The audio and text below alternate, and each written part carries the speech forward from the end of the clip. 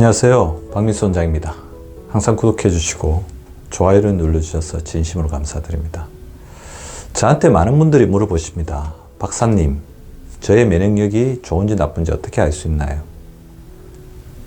면역력이 좋게 하려면 어떻게 해야 하나요? 자, 많은 분들이 궁금해 하시고 우리 구독자분들도 이 부분에 대해서 항상 궁금증을 가지고 계실 것입니다. 바이오로 면역력의 시대이기 때문입니다. 그런데 면역력이라는 개념이 참 어중간합니다. 면역력 검사를 하려고 해도 어중간하죠. 사실 면역력은 우리가 이렇게 딱 정확하게 이거 다 측정해서 잴 수 있는 게 아닙니다. 하지만 면역력 개념이 이렇게 중구난방임에도 불구하고 가장 확실한 것이 있죠. 면역력은 우리 몸을 지키는 갑옷입니다. 면역력이 없다면 우리 몸은 우리를 침범하는 외부의 적들에게 속수무책으로 공격당하고 뚫릴 것입니다. 자, 우리 몸을 지키는 면역력이란 갑옷은 어디에 있어야 됩니까? 바로 계목에 있어야 합니다. 적들이 들어오는 계목에 있어야죠. 그래야지 적들을 방어하고 요지해서 우리 몸을 지킬 수 있습니다. 그렇다면 면역력의 가장 큰 계목은 과연 어디일까요? 바로 음식물이 들어오는 소화기관입니다. 맞습니다. 자, 우리가 면역력을 지키기 위해서 가장 신경 써야 할 장기는 바로 소화기관입니다. 인간은 먹지 않고는 살 수가 없죠. 음식물을 통해서 에너지를, 영양소를 얻기 때문입니다. 하지만 그 와중에 많은 이물질 그리고 세균 바이러스들이 함께 들어와서 우리 몸을 공격하게 됩니다. 이때 장에 존재하는 장내세균숲은 우리의 몸을 지키는 최고의 조력자이죠. 장내세균숲은 면역에서 가장 큰 역할을 담당하게 됩니다. 우리 장은 몸의 면역세포 70%가 모여있는 면역의 중심입니다. 따라서 장내세균숲을 잘 관리하는 것이 면역력 관리의 핵심인 것입니다. 자, 면역력이 무엇인지 애매모호하더라도 면역력을 지키기 위해서 한 곳을 잘 관리하자고 이야기한다면 혈관도 중요하지만 바로 장내세균숲입니다. 우선 장내세균숲이 살고 있는 장벽을 탄탄하게 유지해서 음식물에 섞여 들어온 각종 세균, 바이러스 환경으로 본 중금속 등이 장 점막으로 스며들지 못하게 해야 합니다. 장 점막이 약해지면 장으로 외부 침입자들이 파고들어서 전신에 걸쳐서 염증을 일으키게 됩니다. 왜냐하면 장 점막 바로 밑에는 흡수한 영양소들을 우리 온몸으로 나르기 위해서 수많은 혈관들이 밀집하고 있거든요. 장 점막이 덮이면 그 속으로 많은 염증 물질들이 우리 전신으로 퍼지게 됩니다. 따라서 장 점막이 염증을 유발하는 식습관부터 고쳐야 합니다. 많이 먹는 것, 짜게 먹는 것, 당이 높은 음식을 먹는 것, 빨리 먹는 것 같은 나쁜 식습관부터 고쳐야 되죠. 이런 나쁜 식습관 대신에 10% 적게 먹는다, 저염식을 한다, 혈당 지수가 낮은 저혈당 지수식을 한다, 천천히 먹기 등을 실천해서 장벽에게 부담을 주는 우리의 식습관을 교정해야 합니다. 자, 그런데 대장만 신경 쓰면 될까요? 자, 대장이 튼튼하게 잘 유지가 되려면 대장과 연결된 위와 소장 역시 신경 써야 합니다. 왜냐하면 위, 소장, 대장은 연결되어 있는 하나의 기관이기 때문입니다. 면역력이 떨어지신 분들을 잘 살펴보면 위의 기능이 떨어지신 분들, 그러다 보니 소화가 안 돼서 마르신 분들이 너무 많아요. 항상 체하고 답답하다고 소화불량을 호소하십니다. 위가 제 기능을 못하니까 대장까지 영향을 받는 건데요. 위에서 음식을 제대로 소화시켜야 소장과 대장으로 가는 부담을 줄일 수 있습니다. 소화 기능이 떨어진 위는 소장과 대장까지 부담을 주게 되죠. 자, 생각해 보십시오. 위에서 제대로 소화되지 않은 음식이 내려가면 소장이 해야 할 일이 늘어나죠. 그런데 미처 살균되지 않은 유해균이 소장과 대장의 균형을 이루고 있는 장내세균숲에 타격을 주게 되고 장내세균숲의 균형이 무너집니다. 이러다 보니 최근에 늘어난 질병이 있는데 바로 소장의 세균 가다 증식증입니다. 자, 소장에 왜 세균이 가다 증식할까요?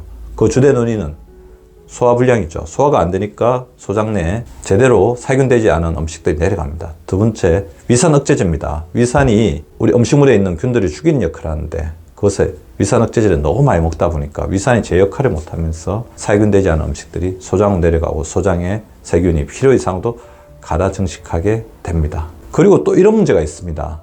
원장님, 저는 젊을 때는 무새도 씹어 먹는데 어느 날부터 소화가 너무 안 돼요. 왜 그런지 모르겠어요. 이런 부분을 호소하시는 분들 잘 살펴보면 면역이 떨어지신 분들 많은데 이 주된 원인은 바로 소화효소가 떨어진 것이 큰 원인입니다. 소화불량의 가장 큰 원인 역시 소화효소의 부족에 있습니다. 나이가 들수록 체내의 모든 효소가 감소합니다.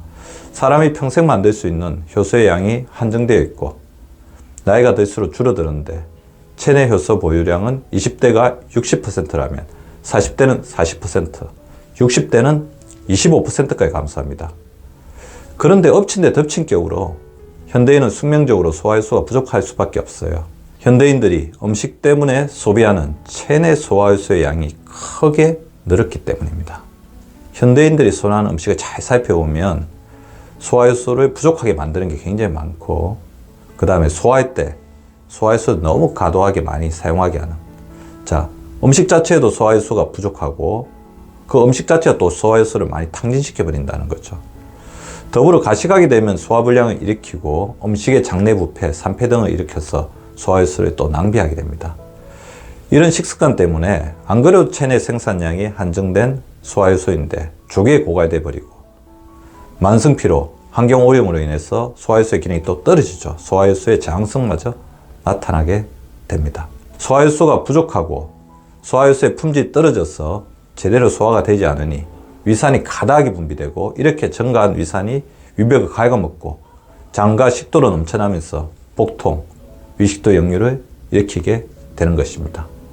소화효소가 부족하면 소화불량뿐만 아니라 대장에 부담을 주는 것뿐만 아니라 소장세균 가다정식증 뿐만 아니라 또 다른 문제가 생기는데 바로 신진대사에 문제가 생기는 것입니다. 소화효소가 몸에 부족하게 되면 우리 몸은 대사효소까지 가져와서 소화에 써버리게 됩니다. 따라서 우리 몸의 대사에 필요한 대사효소가 소화작용에 전용되어 버리죠. 이로 인해 대사작용에 자율신경계가 총동원되면서 체온이 떨어지고 면역력도 떨어집니다. 더불어 소화가 되지 않은 음식이 소장과 대장으로 흘러내려가 소장과 대장의 장내수습을 파괴해버리니까 소화효소의 부족이야말로 우리 면역력 저하의 가장 큰 주범 중에 하나라고 할 수 있습니다. 그러면 면역력의 중요한 결정인자가 되는 소화효소는 어떻게 지킬까요? 소화효소를 지키기 위해서는 반드시 다음과 같은 생활습관을 꼭 지켜주셔야 합니다. 첫째, 제가 말씀드린 것처럼 과식을 하지 말아야 합니다. 과식을 하게 되면 나이가 들수록 줄어드는 소화효소의 고갈 속도가 더욱더 빨라집니다. 식품 첨가물이나 농약, 범벅 음식으로 효소의 기능 또한 떨어지지 않도록 주의를 해야 합니다. 각종 유해물질을 많이 먹게 되면 효소 저항성이 증가돼 버리죠. 지나치게 혈당이 높은 음식 역시 위험합니다. 소화효소의 남기와 더불어서 혈당 찌꺼기가 장까지 악영향을 미쳐서 장내에 있는 유해균의 정식을 조장해서 장내 세균수법을 파괴해버립니다. 소화효소가 풍부하고 발효가 잘 된 조화로운 음식들을 충분히 섭취해야 합니다. 대표적인 음식이 뭐가 있을까요? 바로 식이섬유가 풍부한 각종 채소입니다. 마늘, 생강, 파, 양파, 부추, 브로콜리, 우엉 등에는 식이섬유와 더불어서 해독 성분까지 풍부합니다. 특히 현미를 말씀드리고 싶은데, 현미에는 비타민 B군과 비타민 E군, 각종 미네랄, 식이섬유, 그리고 각종 효소까지도 풍부합니다. 현미는 효소로서 소화기능을 촉진시킨 동시에 비타민, 미네랄이 풍부해서 이것이 효소대사에 또 촉진하고 풍부한 식이섬유가 장내 유익균의 먹이가 되는 거죠. 또 하나 우리가 주목해야 할 것이 바로 황산화효소입니다. 노화는 활성산소와의 전쟁이라고 해도 과언이 아니죠. 면역력 역시 마찬가지입니다. 이때 황산화효소는 먹어서 제공되는 황산화 음식과 함께 우리 몸에 활성산소를 방어하는 시스템을 구축하는데요. 우리 몸에서 자연적으로 만들어지는 황산화효소 외에도 음식에서 얻을 수 있는 최고의 황산화효소들이 있죠. 비타민 A, 비타민 C, 비타민 E와 셀레늄, 아연 등의 미네랄입니다. 그런 측면에서 채소와 과일은 항산화효소 역할도 하고 장내 유익균의 먹이도 되는 최고의 효소 음식인 셈입니다. 소장의 장내 세균총 균형에 상당히 도움을 주는 음식이 어떤 것이 있을까요? 바로 아욱을 저는 권장드리고 싶은데요. 아욱이 소장 건강에 도움이 되는 이유는 베타카로틴 성분 때문입니다. 녹황색 채소에 함유되어 있는 대표적인 황산화 성분이 베타카로틴입니다. 베타카로틴은 소장에서 비타민 A로 바뀌는데, 비타민 A는 세포 분화 과정 전 단계에 관여하면서 각각의 세포 기능을 발달시키도록 돕습니다. 아욱은 또 섬유도 풍부하니 혈액순환과 소화 흡수에 도움이 되죠.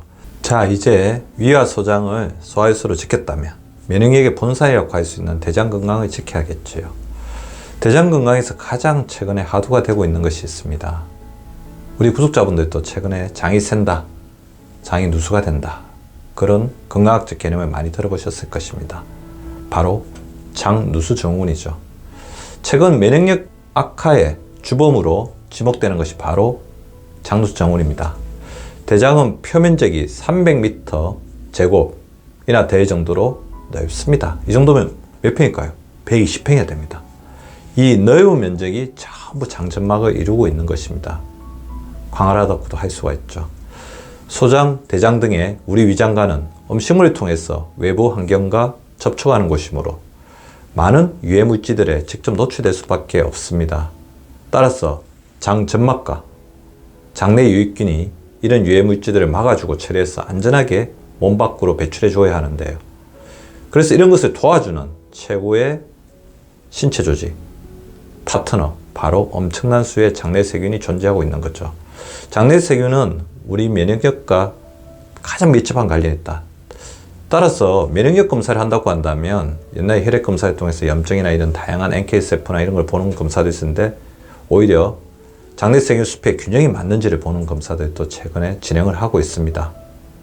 장내 세균 숲을 마이크로바이옴이라고 부르죠. 이는 장내 점막 면역계의 발달과 성숙을 돕습니다. 장내 세균 숲은 면역세포가 그 속에서 분화하고 활성화되고 이런 것들을 유도하고 림프계 발달에 중요한 역할을 하게 됩니다. 그런데 이렇게 중요한 장점막에 미세한 구멍이 난다고 해보십시오. 장점막이 미세한 구멍이 나게 되면 장내 세균 숲도 치명적인 영향을 받을 수밖에 없습니다. 장점막 세포는 단일한 세포층으로 일정한 세포 사이 간격을 두고서 영양분을 흡수하게 됩니다. 그런데 장내에 필요 이상으로 유해물질이 많아지거나 여러 가지 약이나 유해물질로 인해서 장점막 손상이 심해지게 되면 장세포 간의 결합이 느슨해지면서 장점막을 뚫고 우리 몸으로 유해물질들이 마구마구 들어오게 됩니다. 이렇게 장점막이 새는 장누수 증후군이 심해지게 되면 정신질환, 치주질환, 순환기질환, 간질환, 피부질환, 근골격질환, 소화기질환, 생식질환 셀 수 없이 많은 질병의 원인이 되는 거죠. 그리고 장점막에 벌어진 틈으로 들어오지 말아야 돼. 이런 유해물질이 많이 들어오게 되면 장점막 밑에 있는 혈관을 타고 이 염증 물질이 온몸으로 퍼지게 되면서 만성염증, 자가면역 상태를 만들어내는 것입니다. 따라서 장누수 증후군을 해결하는 것이 굉장히 중요합니다. 올바른 식습관을 가진 게 중요하죠. 천천히 먹고 나쁜 음식을 줄이고 식이섬유가 많은 음식을 꾸준히 먹는 습관을 들인 게 중요합니다. 이 부분은 제가 여러 번 말씀을 드렸으니까 오늘은 더불어 도움이 되는 몇 가지 음식을 좀 소개해 드리려고 합니다. 대장에 좋은 음식으로는 도토리묵이 있습니다. 도토리묵은 89% 정도가 수분이고 100g당 43칼로리로 저열량 식품이어서 포만감도 주고 또 다이어트를 도와주기 때문에 이런 지방세포가 많아지면서 장에 부담을 주는 것을 줄여줄 수 있습니다. 타닌이 있는데 이 탄닌은 도토리의 떡을 맛을 내는 폴리페놀의 일종이죠. 유해 활성산소를 제거하는 능력이 뛰어나기 때문에 이런 항산화 능력으로 장점막이 손상되는 것을 막아줍니다. 또 독소로 인해서 유해균이 정식되는 것을 막아주어서 대장암까지 예방하는 효과가 있죠. 장내 세균 숲의 균형 유지에 도움이 되는 또 다른 음식으로는 오미자가 있는데요. 오미자에는 식물 영양소인 폴리페놀의 일종인 리그난 성분들이 다량 함유되어 있는 것입니다. 이 성분들은 강력한 항산화 작용을 하기 때문에 소장과 대장세포의 재생을 돕고 염증을 완화하는 효능이 있습니다. 더불어 마른 김과 양배추도 꾸준히 드셔보시기 바랍니다. 마른 김과 양배추에는 비타민 U가 풍부합니다. 또 김에는 포피라이라는 생리활성 물질이자 식이섬유가 함유되어 있는데요. 이 포피라는 소화작용을 활발하게 하여 독소를 배출하고 위점막의 충혈과 부종을 억제하여 위건강을 지키는 데 도움을 줍니다. 또 포피라는 면역력을 높여서 몸속에 생긴 각종 염증을 제거하는 데도 도움을 주죠. 버섯도 도움이 되는데요. 버섯은 콜레스테롤을 낮춰주고 비만과 변비를 막아주며 암을 예방하는 웰빙 장수 식품으로 알려져 있죠. 이런 효능의 중심에는 베타글루칸이라는 파이토케미칼 성분이 있는데요. 이 성분은 우리 몸의 콜레스테롤을 낮춰주고 항암 효과가 탁월한 것으로 알려져 있습니다. 식이섬유가 풍부하니까 변비 예방 및 치료에 효과가 있죠. 자, 요약을 해보겠습니다. 장내 세균숲이 활성화, 균형을 이루면서 면역력을 지켜주게 되면 사소한 면역 교란이나 면역 위협에 우리 몸이 쉽게 흔들리지 않습니다. 장내 세균숲의 건강을 위해서는 위와 소장 그리고 대장의 균형 있게 서로 상부상조하면서 균형을 이루어야 됩니다. 유산균의 총량을 늘려주는 발효 음식의 충분한 섭취, 유산균의 먹거리를 제공해주는 섬유질의 규칙적인 섭취, 그리고 각종 항산화효소가 풍부한 장내 유익균 보호 등이 함께 이루어져야 합니다. 자, 오늘은 면역력의 기목인 위와 장을 지키는 법과 도움이 되는 음식들을 소개해 드렸습니다. 우리 구독자분들 잘 실천해 보시기 바랍니다.